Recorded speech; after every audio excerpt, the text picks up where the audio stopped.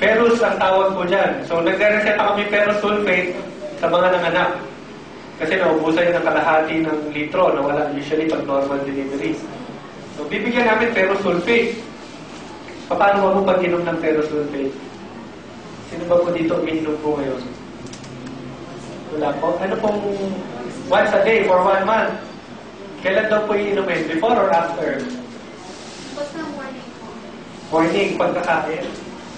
Kasi ang ina-advise po namin is after meals. Nakakagasgas kasi o pwedeng magasgas yung bituka. Meron na rin naman tayong iron na nakuha sa talbos ng kamote na kahit before or after meals yung inumin, walang problema. Kasi gulay po yan eh. So walang side effect at walang overdose. Hindi naman namin talaga kinokontrol to eh, kahit isang sako pakainin mo. Ang maganda rin po dito, ano rin po yan? Ano po? Sausaw sa bagoong. Sigurado kami, pag sinausaw nyo sa bagoong, yun ang pwede mag-cause ng high blood at sakit sa bato. Ang talbos ng kamote nakakababa rin ng blood cholesterol. So kung titingnan nyo mabuti, susuriin nyo talaga, nakakatulong ang talbos ng kamote magpababa ng high blood. Kasi pinapababa niya ang cholesterol. Ano ba nagpapa-high blood? Cholesterol, lechon, karne, mamantika, mahalang. So nakakatulong to. Huwag niyong iiwasan ng talbos ng kamote kung kayo po ay high blood. Nakakatulong po siya. Ang problema sa mga Pilipino, takot na takot kumain ng talbos ng kamote pag high blood, pero hindi takot kumain ng lechon pag high blood. Baliktad rin minsan eh. So ito po, by the way, ito pala ay nakakababa rin ng blood sugar sa mga diabetics. Ayon sa research ni Dr. Alan Hernandez, diabetologist. So ito pong talbos ng kamote, ginagamit na puso sa Lasal, Cavite, sa Dasma, sa mga pasyenteng diabetic. So ito pong 5 ang pagsasawaan nyo po pag kayo po ay nag-volunteer sa VitaPlus. Kasi hindi na kami pipili ng iba pang gulay. Nakapili na po kami ng 5 through research. Ang gagawin na lang namin, iiba-ibahin namin yung lasa para mabalik ang mga tao sa diet nila. Addict ang kamag-anak mo sa kape. Meron kaming kape na dinevelop na may 5 gulay na. Itimpla nyo na lang, nandun na yung 5. Ayaw namin mag-soft drinks ang mga bata. Gumawa kami ng melon at dalandan juice. O yung melon, dahil hindi na pala summer ngayon. Pero nung summer kasi, ginagawa naming ice candy or fruit shake. Yung melon. So gusto-gusto ng mga bata. Hindi nila alam, yung ice candy nila, may kahalong 5 gulay. So madali. Gagawin namin madali para sa atin na mabalik ang mga tao sa gulay. Against rin kami sa kain ng kain araw-araw ng instant. May ginawa kami, chicken, beef, at seafood sopas. Ready to cook. Hindi po siya instant. Pero pag yun ang hinanda nyo, akala ng mga bata, instant yun eh. Pero ibig na chemical sa makuha nila, andun yung 5 gulay. Siniksik namin. So gagawa kami ng mga pagkain ngayon na may 5 gulay lagi. Para at least yung diet natin bumalik sa ganito. Bakit natin kailangan bumalik sa ganyan? Para bumaba ang mga sakit na hindi na kayang gastosan ng mga Pilipino ngayon. Alam nyo gano'ng kalaki ng gastos ang cancer? Opera, bumabalik. Chemotherapy, babalik pa rin. Nung i-combals, bumabalik pa rin eh. So ano po yung magandang solusyon? Iwasan nyo na lang magka-cancer. Kasi once na nadapuan kayo ng bukol na cancer, hindi na kayo makakatulog dyan. Kahit operahan namin yan, bumabalik po yan. May possibility po talaga. So wala kaming absolute cure for cancer. Pag nasira ang baga, hindi rin namin mare-reverse yan.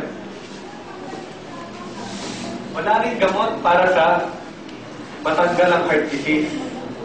So, kaya nga ang mga high blood natin ngayon, habang buhay na iinom ng gamot eh. Kasi hindi na yan gumagaling eh, pag nagkakaroon ng heart disease. So itong 3, considered incurable. Imagine mo, gagastos ka ng dami-daming libong pera. Tapos wala parang almost 100% cure. Itong tatlo ay incurable, pero very preventable. Kaya doon tayo sa preventive side mag-focus. So sana tulungan niyo po kaming i-promote ito pong 5 gulay. Napakaganda ng Vita Plus program. Sino ulit po may sakit po sa bulsa? Lahat? Okay lang ba po na kasi nagka-idea po kami, hindi na natin kaya na talagang doctors lang ang magpo-promote. Eh nakita naman namin, pwede itong i-promote ng hindi doktor. Gulay lang to eh. O, kinakain na to dati pa ng mga tao, pwede ito sa buntis, pwede ito sa bata. Ibig sabihin, pwede nyo pala kaming tulungan na i-promote ang programa. Nakikita rin namin, hindi ito magiging successful kung walang participation ng mga tao. So ito po ang na-suggest po namin. Tulungan nyo kami mag-promote ng gulay. Yung budget ng programa, mapupunta po sa inyong mga nagpo-volunteer. Okay lang ba po yun? Para magagapan na natin yung malalang sakit po ni Ma'am sa bulsa. Ma'am, malalang sakit nyo eh. Tulungan nyo po kami dito. Marami na tayong natutulungan. Tutulungan nyo kami. Kasi pag napalaganap namin ng gulay, marami tayong tao na mababalik sa gulay. Yun ang gusto namin. Dahil marami tayong natutulungan sa kalusugan, tutulungan namin po kayo sa pinakamalalang sakit niyo po, ma'am. So yung pagod niyo po dito ay bayad sa programa. Saka hindi po kayo kailangan maging doktor. Meron nga tayo, fishbowl vendor. Meron po tayo, tricycle driver. Panahon nyo na naman dagdagan po yung kita. So, saka ano pong nakikita kong maganda sa programa? Kahit saan kayo pumunta, hindi kayo makakaiwas sa mga may sakit. Huwag niyong iiwan ang trabaho niyo porket kumikita kayo ng malaki po dito. Kasi doon yung matatagpuan yung mga may sakit habang lumalabas kayo ng bahay. Kahit ano pa yung trabaho niyo. Ibig sabihin, pwede pala tong sideline. Cashier ka, marami ka nakakaharap araw-araw. Konting kwentuhan lang yan, malalaman mo may sakit pala yung kausap mo. Nasa bus ka, may katabi ka, umuubo. Inuubuhan ka sa mukha. Bigyan mo na ng Vita Plus. Marami eh. Meron po akong kilala, nasa barko. Meron siyang nakatabi na may leukemia, hindi makatulog sa gabi. Inalok ng Vita Plus. First time daw nakatulog yung anak niya. By the way, ang leukemia pala ngayon, mas nauuso na ngayon sa mga bata. So, inalok niya ng Vita Plus. Ano nangyari doon sa isang bag? Nagpumilit yung nanay bilhin. Eh, may order na yun sa Romblon. Binili nung nanay, hindi namin mahindihan. Kasi first time lang daw nakatulog yung anak niya. Kami mismo mga doktor nagugulat sa epekto. Na hindi na namin inaakala na ganito pala yung Vita Plus. So, tulungan niyo po kami makalat.